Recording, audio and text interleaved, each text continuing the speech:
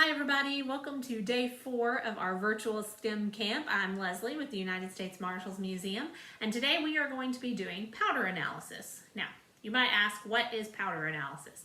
So this is a way that law enforcement can take substances they find at the scene and mix them with other substances and see how they react, and that can help them figure out what that substance that they have found might be.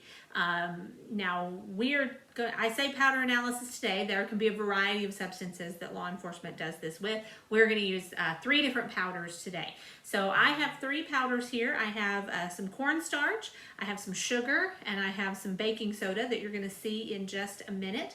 And then I have 3 liquids. I have some iodine here, some hydrogen peroxide, and some vinegar. And we're just going to take a little of each of these liquids. We're going to apply them to our powder and see what happens and see how they react. Does it cause a chemical reaction? Does it cause a color change? Does it soak into the material? Does it just roll off? All of those things can be clues that can help scientists or law enforcement figure out what that substance is that they're dealing with. So we'll start here with our cornstarch.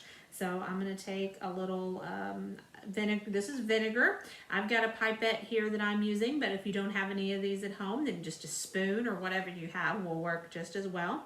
So I'm going to just apply this here to the vinegar here to the cornstarch. I'm seeing that it soaks in. It almost makes the cornstarch look kind of pasty. That might be kind of hard to see on the screen, but if you're doing this at home, then you can see that as well. So next I'm going to take my hydrogen peroxide. I got some of that. I'll turn this and I'll put that on there. Again, we're getting kind of a similar reaction with the baking soda. It's also creating kind of a little paste down here. And then lastly, we'll do our iodine. This is just iodine you can buy from the store, and we'll squirt that on there.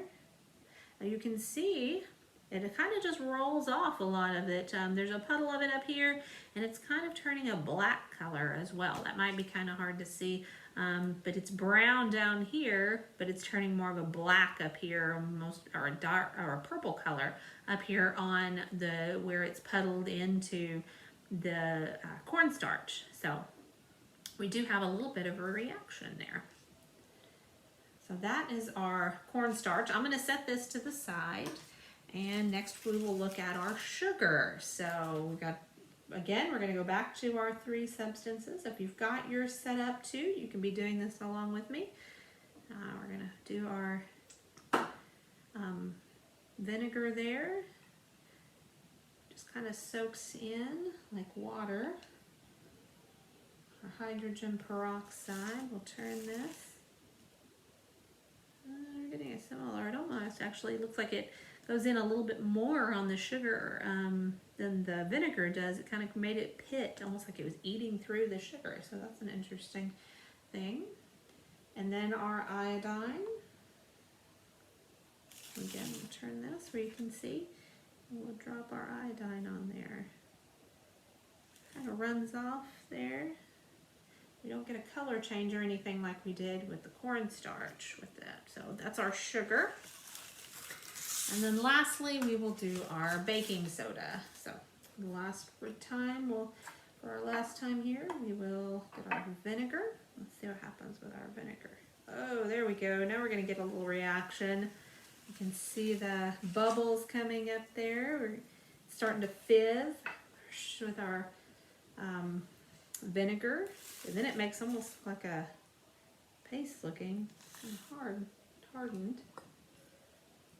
Now with our with our hydrogen peroxide,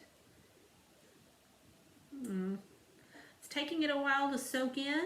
It's just kind of puddling. Eventually it's starting to soak in a little bit, but it took it a little bit longer. And then with our iodine, so I'll turn that around. And our iodine, if you can see, just kind of rolls off the baking soda. It doesn't go down into, it goes a little bit in, but for the most part it just rolls off. So let's do a little more vinegar. Let's see some more of that. That's been our best reaction. I'll get some vinegar. We'll make some big fizzies. You can do that with your baking soda and vinegar too. Maybe add some food coloring, make a volcano if your parents say that's okay.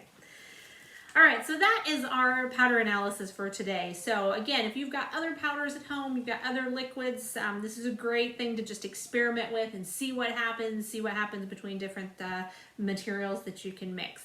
So I hope you've enjoyed this activity today. I hope you'll join us tomorrow for day 5, our final day of our virtual camp this week, and we will be doing DNA extraction, the chance to see your own DNA. So have a wonderful day and hope to see you tomorrow. Bye-bye.